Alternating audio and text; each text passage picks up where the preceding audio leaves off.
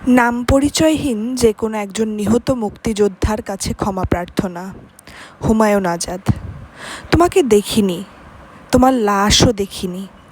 10 বছর ধরে তোমার একরাশ শক্ত সমর্থ স্বাধীন অস্থি বাংলার কোনো ঠান্ডা নদীর অতলে, শহরের কংক্রিটের নিচে, সবুজ পল্লীর পলিমাটির আশ্রয়ে, কোনো অরণ্যের লতাগুল্ম শেকড়ের সাথে জড়াজড়ি করে শান্তি পাচ্ছে। তোমার একটি নাম ছিল যা সুর হয়ে বেজে উঠত বোনের, মায়ের, পাশের বাড়ির তরুণীটির কণ্ঠে। কিন্তু এখন 10 বছর ধরে যে শুধু নিহত অস্থি হয়ে আছো।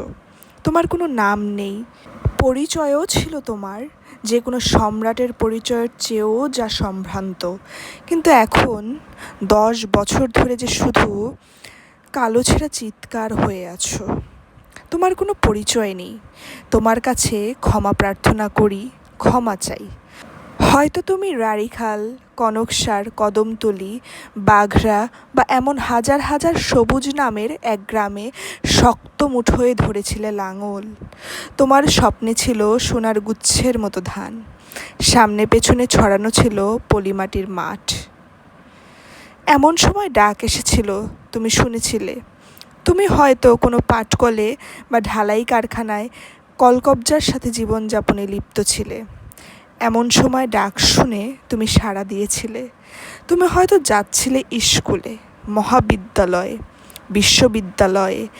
এমন সময় আহ্বান এসেছিল।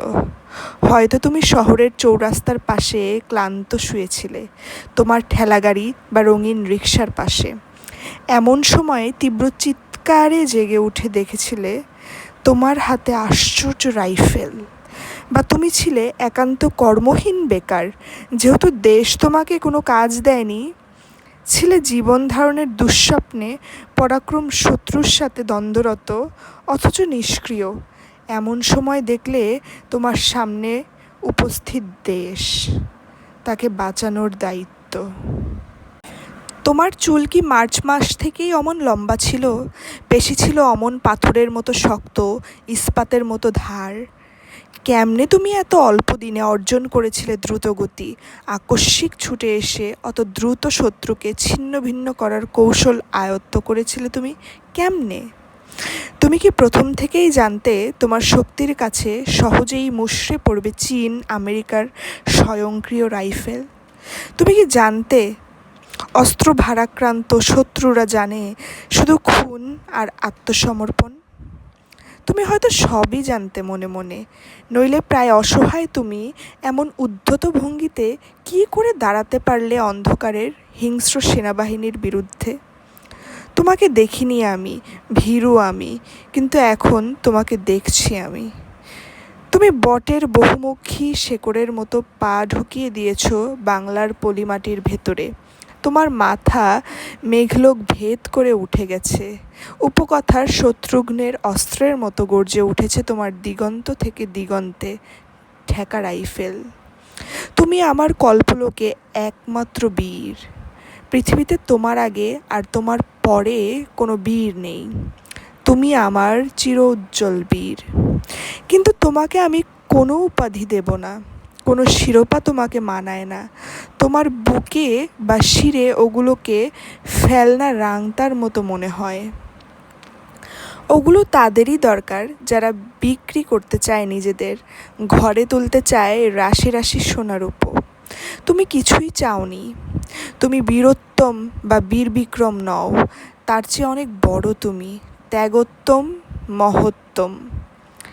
তাই তোমার কোনো উপাধি শিরোপা নেই, বুকে বাহুতে তারা বা তলোয়ার নেই। তোমার কোনো চিহ্নিত সমাধি নেই, সারা বাংলাই তোমার সমাধি। যে কোনো ফুল ফোটে এ চরাচরে, তা তোমার জন্যই ফোটে। যে কোনো ফুল বাতাসের ছোঁয়ায় ঝরে, তা তোমার সমাধির উপরেই ঝরে পড়ে। তোমাকে আমি শহীদও বলিনি, বলেছি নিহত, কেননা তুমি সত্য চেয়েছিলে। আমিও চাই। আমি জানি ওই বিদেশি শব্দটি তোমাকে এমন কোনো মহিমা দিতে পারে না। অজস্র ঘাতক ইস্পাত ও বারুদ তোমার বুক বুকের পেশিতে যখন ঢুকেছিল, রক্তক্ষরিত হচ্ছিল তোমার সমস্ত শিরা উপশিরা থেকে, তখন তুমি কোনো উপাধি চাওনি, সিংহাসন চাওনি। তুমি শুধু বাংলার মাটি দুর্বাকে আরও ব্যগ্র আঙুলে জড়িয়ে ধরতে চেয়েছিলে। কোনো সেবিকা আসেনি তোমাকে চিকিৎসা করার জন্য, আসেনি হেলিকপ্টার, আসেনি স্ট্রেচার। তুমি নামহীন এলাকায় পরিচয়হীন হয়ে পড়েছিলে। তোমাকে সবাই ভুলে গেছে। তোমার কাছে আমি ক্ষমা চাই। কয়েকটি কথা আমি তোমার কাছে জানতে চাই। তুমি কেন মুক্তি চেয়েছিলে? কেন যুদ্ধে গিয়েছিলে? যে হাতে ধরতে লাঙল, রিকশার হ্যান্ডেল, কলম, বই, ঠেলাগাড়ির চাকা, স্ত্রী ও প্রেমিকার হাত, কেন তাতে তুলে নিয়েছিলে স্টেন, অস্ত্র? তোমার দরকার হয়েছিল কোনো? তোমার কি একটা গাঢ় স্বপ্ন ছিল, আদর্শ ছিল, লক্ষ্য ছিল? স্বাধীনতা দরকার ছিল তোমার, অথচ তোমার তা ছিল না। তুমি কি একটা অত্যন্ত নিজস্ব দেশ, বিশেষ রকমের সমাজ চেয়েছিলে, যা ছিল না বর্বর পাকিস্তানে? তুমি যে অত্যন্ত আবেগে জয় বাংলা, সোনার বাংলা, আমি তোমায় ভালোবাসি গেয়ে উঠতে, তা কি ছিল শুধুই সংক্রামক? না, তা তোমার বুক থেকে আপনিই উঠে আসতো, যেমন বীজ থেকে আপনি উদ্গত হয় উদ্ভিদ। তুমি কি 56,000 বর্গমাইল এলাকাকে শুধু একটি নতুন নাম পরিচয় দিয়েছিলে, না তাকে সম্পূর্ণ বদলে দিতে চেয়েছিলে? তোমার স্বপ্ন ছিল, আদর্শ ছিল, তুমি নতুন সমাজ চেয়েছিলে বাংলায়, আর ওই কামনাই তোমাকে পরিণত করেছে রক্ত মাংসহীন অস্তিত্বে। বাংলার মাটিতে তুমি নামহীন, পরিচয়হীন হয়ে পড়ে আছো। তুমি স্বাধীনতা দেখোনি। ৭১-এর ১৬ই ডিসেম্বর আসার বেশ আগেই তুমি বিগত স্বপ্ন হয়ে গেছো। তুমি কোনোদিন জানবে না বাংলাদেশ স্বাধীন হয়েছে। এখন আর খাকি ঘাতকদের অস্ত্র কোলাহল করে না বাংলার গ্রাম, খাল, বস্তি, শহরে। কিন্তু তুমি যে তোমার জীবন শুরু হতে না হতেই বিলিয়ে দিলে, ভাবলে তোমার রক্তে পরিশ্রুত হবে দেশ। তা কি হয়েছে? আমি তোমার কাছে ক্ষমা চাই, প্রার্থনা করি তোমার ক্ষমা। কেননা তোমার রক্তের বিনিময়ে পাওয়া দেশ তোমার পথে চলেনি। মুক্তিযোদ্ধা, তুমি কি অপচয়ের অন্য নাম? মৃত্যুই সব কিছুর সমাপ্তি, তাই তোমার এখন দৃষ্টি নেই। বাংলার অবস্থা তোমার চোখে তুমি আর দেখতে পারো না। তবু যদি দেখতে পাও, তবে কি বেশ প্রফুল্ল বোধ করবে এ ভেবে যে তোমার রক্ত অকাজেই তুমি নষ্ট করনি। এখন চারদিকে তোমার বিরুদ্ধে শত্রুতা, যেমন ছিল ৭১-এ। কিন্তু ৭১-এ তুমি জয়ী হয়েছিলে। কিন্তু তারপরেই শুরু হয় তোমার পরাজয়।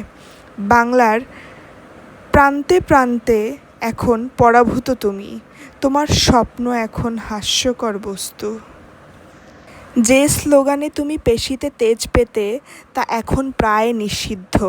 যে সঙ্গীতকে তুমি আত্মার চেয়ে ভালোবেসেছিলে, তার বিরুদ্ধে এখন প্রসাদে প্রসাদে চক্রান্ত। আমি জানি তুমি কোনো বিশেষ দলের ছিলে না, ছিলে বাংলার।